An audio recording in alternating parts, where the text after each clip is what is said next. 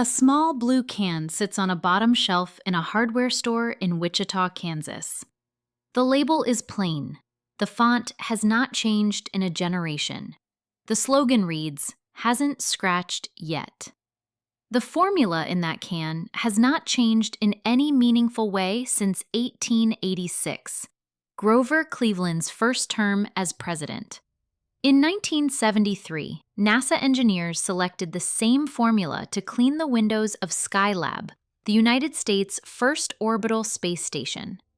Allergists in modern hospitals still recommend it for chemically sensitive patients because there is nothing inside the can that can react with human skin or human lungs.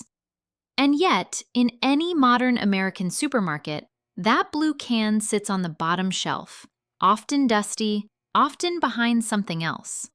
Above it, at eye level, are 18 other bathroom cleaners, bottles of blue, green, and orange liquid, each promising one specific result better than the last. The average American household now keeps more than 20 separate cleaning products under its sink. None of them last 140 years. This is not a story about a hidden secret. The blue can has been on shelves the entire time. The question is forensic. Why did the cleaning industry move past a formula that already worked? Why does a household need 20 bottles when one tin would suffice? And why does the powder version of that same chemistry, sold in paper sacks for less than $2, go almost entirely unknown to the people who would benefit from it most? The answer is not a conspiracy. It is something colder and more interesting. It is structural economics, a story of patents, marketing budgets, and recurring revenue. And tucked inside that story is a powder, mixable on any kitchen counter for pennies per use, that will outperform almost every bottle stacked above it. Welcome to Oracle Prime.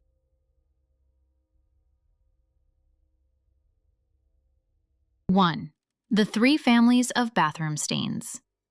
Every bathroom stain on Earth belongs to one of three distinct chemistry buckets. Diagnose the bucket correctly, and the cure follows. Diagnose it incorrectly, and the wrong chemistry will fail, no matter how many bottles a household stockpiles. Bucket 1. Mineral deposits. The rust ring around the toilet water line, the hard white crust at the base of the faucet, the chalky film on the shower head. These are inorganic precipitates, iron oxide, calcium carbonate, magnesium salts, left behind when hard water evaporates. They do not respond to soap or alkaline cleaners. They yield only to mild acid that can dissolve the metal ions back into solution. Bucket 2. Organic biofilm. The pink slime in the shower corner, the black streak in the grout, the slick coating under the toilet rim that returns within a week of scrubbing. These are living colonies, bacteria such as Serratia marcescens and microscopic fungi feeding on shed skin cells, hair, and soap residue. They rebuild within days of being killed. They yield to alkaline disruption, not abrasion. Bucket 3. Soap scum and body oil film. The dull gray haze on glass shower doors, the greasy ring high on the side of the tub. These are fatty acid salts. What happens when ordinary soap meets the calcium in hard water and precipitates onto every surface it touches? Neither alive nor strictly mineral. They yield to chelation, a chemical handshake that breaks the bond between the calcium atom and the fatty acid chain, lifting both away as one. 3 buckets, 3 completely different chemistries. This is the reason the average American bathroom now requires 3 or 4 different commercial sprays. A toilet bowl cleaner with hydrochloric acid handles bucket 1. A mildew spray with sodium hypochlorite handles bucket 2. A foaming bathroom cleaner with synthetic surfactants handles bucket 3. Each bottle engineered for one job, packaged for one price point, marketed for one shelf position. The household pays 3 times. The chemistry, however, can be solved with one powder. 2. The 3 tools. The powder is built from 3 ingredients. None are exotic, none are restricted. All 3 can be purchased today at a hardware store, a farm supply outlet, or a grocery store. Each one solves exactly one of the 3 stain buckets defined above. Tool 1 is borax. The mineral name is sodium tetraborate decahydrate. It is mined from evaporated lake beds in Boron, California, and the Anatolian Plateau of Turkey. When dissolved in water, borax generates a pH of approximately 9.13 to 9.30, strongly alkaline, but well below the corrosive range of industrial lye. That alkalinity disrupts the cell walls of bacteria and the polysaccharide scaffolding of fungal biofilms, neutralizing bucket 2. It also functions as a water softener, chemically binding the calcium and magnesium ions that would otherwise continue depositing on cleaned surfaces. The U.S. Department of Agriculture's Agricultural Research Service documented in published trials that borax dusting reduced sulfate-reducing bacterial populations by 99% within 1 week of application, a federal research finding, not a marketing claim. Tool 2 is cream of tartar. The chemical name is potassium bitartrate. It is a crystalline acid salt that precipitates on the inside of wine barrels during fermentation. New Mexico State University's Cooperative Extension Service describes its household use in plain terms. Made into a paste with water, it cleans brass and copper, brightens aluminum, and removes rust. Where borax handles calcium and magnesium, cream of tartar handles iron and copper, a chelating agent for exactly the metal ions that produce the orange-brown rust ring and the green-blue oxidation around copper fittings. Mild enough to spare porcelain enamel, aggressive enough to lift rust that has been sitting for a decade. Tool 3 is powdered whiting. The chemical name is calcium carbonate, ground limestone, ground chalk, ground marble dust, the same compound under different geological names. On the Mohs hardness scale, calcium carbonate sits at exactly 3.0. The vitreous enamel glaze that coats porcelain toilets, sinks, and tubs is fired between 1,200 and 1,360 degrees Celsius and tests between 5 and 7 on the same scale. The math is decisive. Calcium carbonate is physically incapable of scratching glazed porcelain. It is softer than the surface itself. But it is harder than mineral scale, harder than soap scum precipitate, harder than biofilm residue. It lifts what should be lifted and leaves what should be left. This is the same principle that has allowed Bon Ami to sell since 1886 on the slogan, "Hasn't scratched yet." There is a fourth property of calcium carbonate that justifies the word forever in this video's title. After cleaning, an ultrafine residue of calcium carbonate remains bonded to the surface. That residue acts as a sacrificial layer.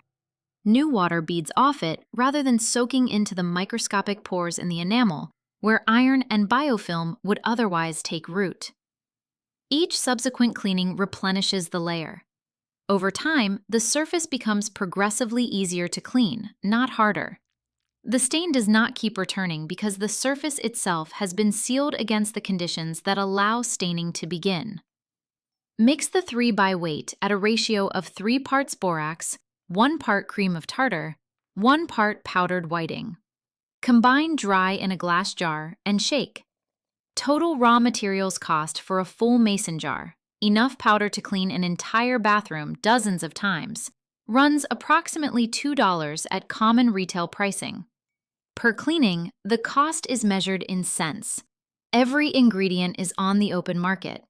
Every one has been documented in extension service bulletins from American land-grant universities for over a century. The question is no longer what the formula is. The question is why no one sells it pre-mixed in a colored bottle for $9 at the supermarket.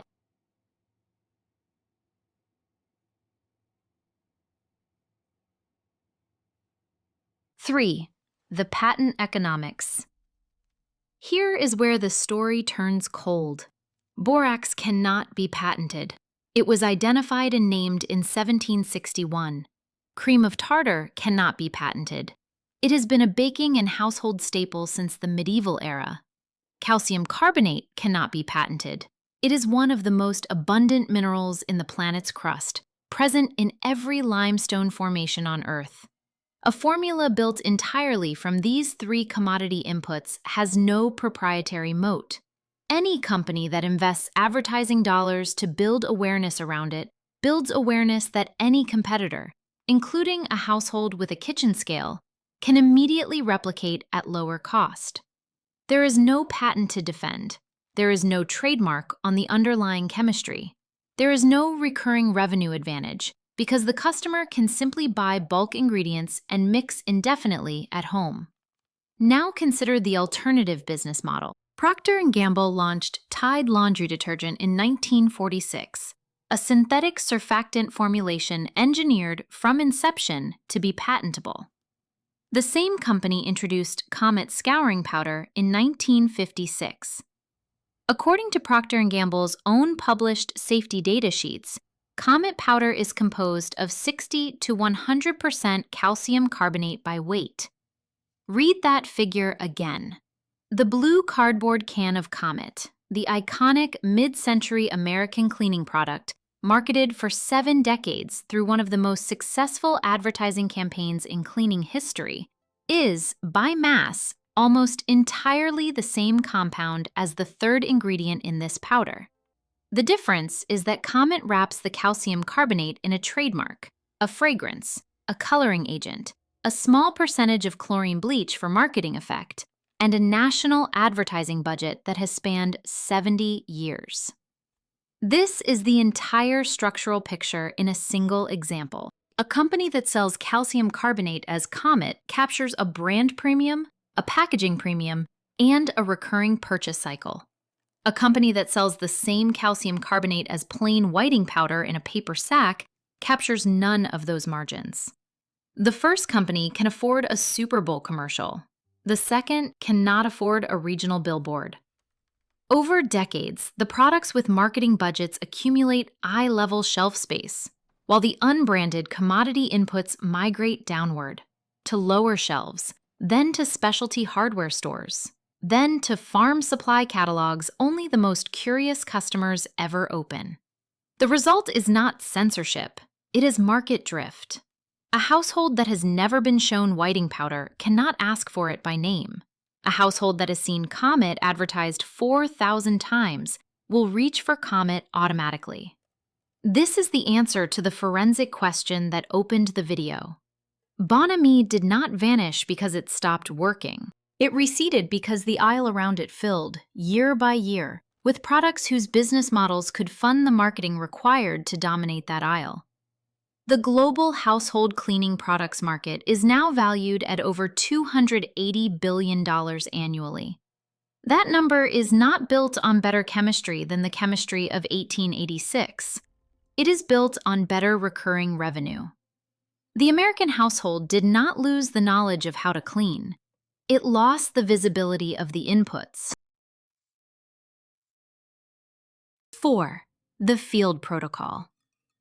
Mixing the powder is the easy part. Application is where most attempts fail, and 3 specific adjustments separate a successful run from a failed one. Each adjustment is a small thing. Skipping any one of them is the reason the old method gets dismissed as folklore. Adjustment 1. Warm the surface before applying paste. Not hot, warm. For a toilet bowl, swirl a cup of warm water around the ring before applying. For a tub or tile, run the shower warm for 30 seconds, shut it off, and wipe the surface so it is warm and damp, but not pooled with standing water. Warmth opens the microscopic surface texture of vitreous enamel, allowing the alkaline borax and the mild tartaric acid to penetrate further than they could on a cold surface. The same physical principle that makes hot dishwater clean better than cold. Adjustment 2. Respect dwell time. Mix 2 tablespoons of dry powder with enough warm water to form a paste with the consistency of toothpaste. Apply it to the stain with a folded cotton cloth. then walk away. 20 minutes for moderate staining. 45 minutes to 1 hour for deep, decades-old staining.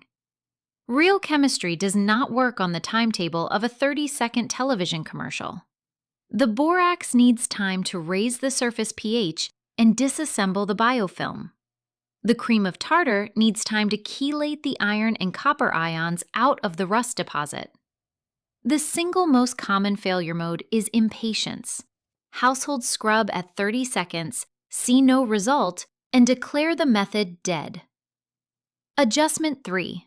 Use cotton, not synthetic. A cut-up cotton t-shirt is ideal. A clean cotton dish towel works almost as well. Paper towels shred under abrasion. Synthetic microfiber traps the paste deep in the fibers, so the chemical reaction happens inside the cloth rather than on the stain. Cotton holds the paste against the surface without absorbing it and lifts the loosened residue cleanly on the wipe stroke. After wiping, rinse with cool water. A faint white film may remain at the edges. This is the calcium carbonate seal layer. Leave it. Buff lightly with a dry cotton cloth. The surface will read brighter than it did before the original stain formed, and water will begin to bead on it for weeks before the next cleaning is needed. 5. The tank behind the bowl.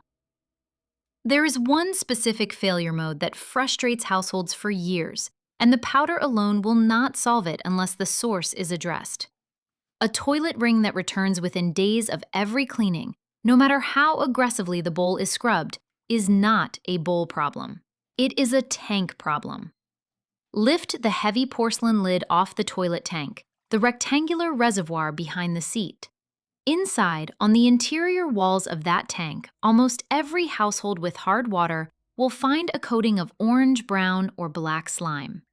That coating is mineral deposit fused with bacterial biofilm. Every flush sends a portion of that slime down into the bowl. The bowl has been the symptom. The tank has been the source. Scrubbing the bowl while ignoring the tank is the household maintenance equivalent of mopping while the faucet is still running. The fix takes one evening.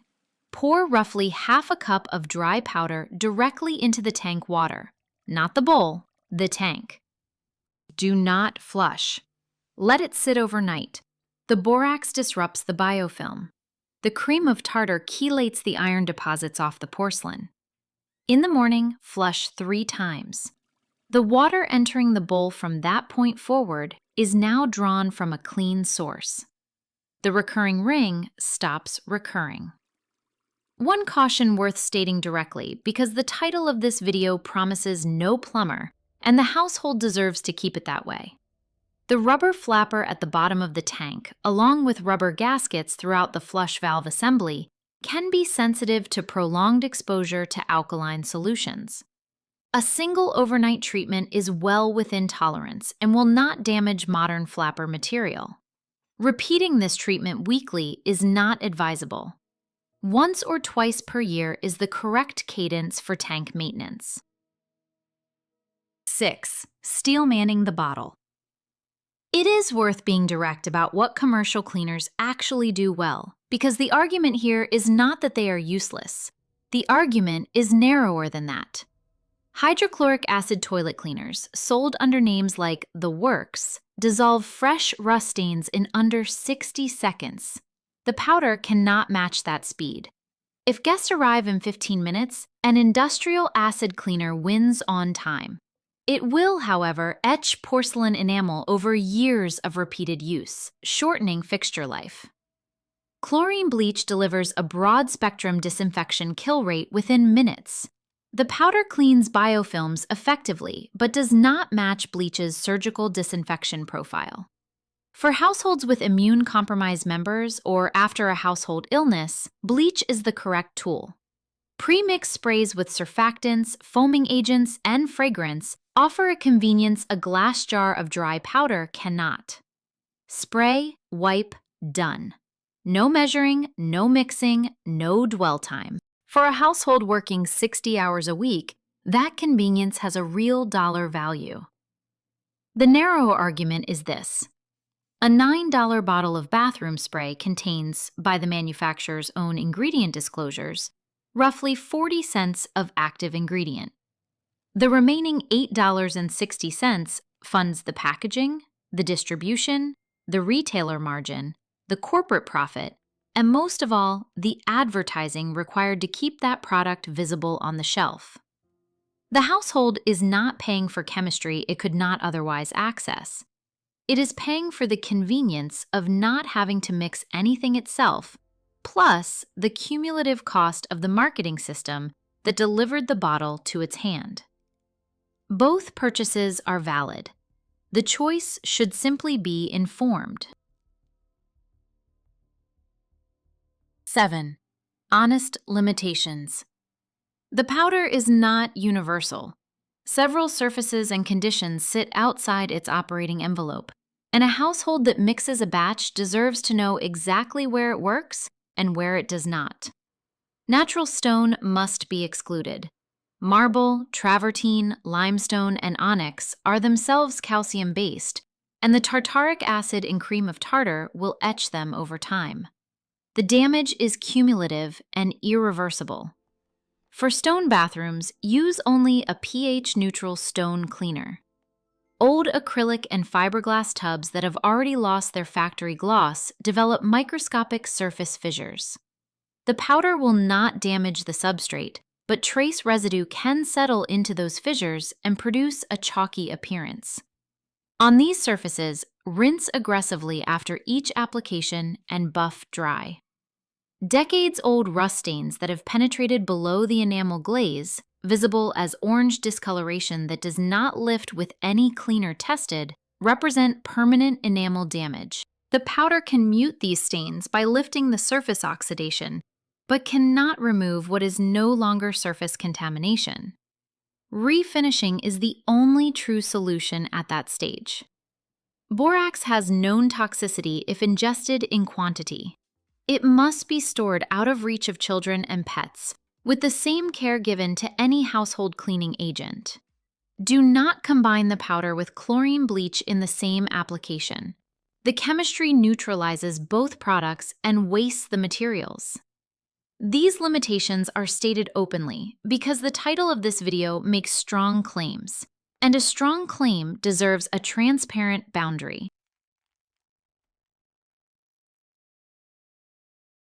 Closing. Bottom shelf, top result. The Blue Bon Ami can has been sitting on American shelves since Grover Cleveland's first term. Across 140 years, every economic incentive said it should have disappeared. Undercut by detergents, outspent by Procter & Gamble, outshelved by every multinational that entered the cleaning aisle. It did not disappear because the chemistry kept working. The market simply built around it, layering 20 bottles of specialized solvent above what one mineral powder already handled. Households did not forget how to clean a bathroom. The information was reorganized. The eye-level shelf went to the products with the best business model, not the best chemistry. The bottom shelf, and the paper sack in the back of the hardware store, kept the chemistry that is not needed updating since the 19th century. The powder described here costs roughly $2 to mix and pennies per cleaning to apply. It addresses the 3 distinct families of bathroom stains by 3 distinct mechanisms, all under one lid. It leaves behind a sacrificial calcium carbonate layer that delays the return of those stains from days to weeks. It does this without chlorine, without hydrochloric acid, without proprietary surfactants, and without the recurring purchase cycle that defines the modern cleaning aisle. Now the experiment becomes public. Pick the single worst stain in the bathroom, the toilet ring that has resisted 4 different products, the faucet crust accumulated over 6 years of hard water, the grout line that turns black again within a week of every scrub. Mix the powder, warm the surface, apply, wait 20 minutes, wipe with cotton. Then return to the comment section under this video and report back. Specifics matter. State the surface, porcelain, ceramic tile, chrome, fiberglass, glass. State the stain: rust, biofilm, soap scum, hard water mineral. State approximately how old the stain was and how many other products had been tried before. State the dwell time and what was visible before and after.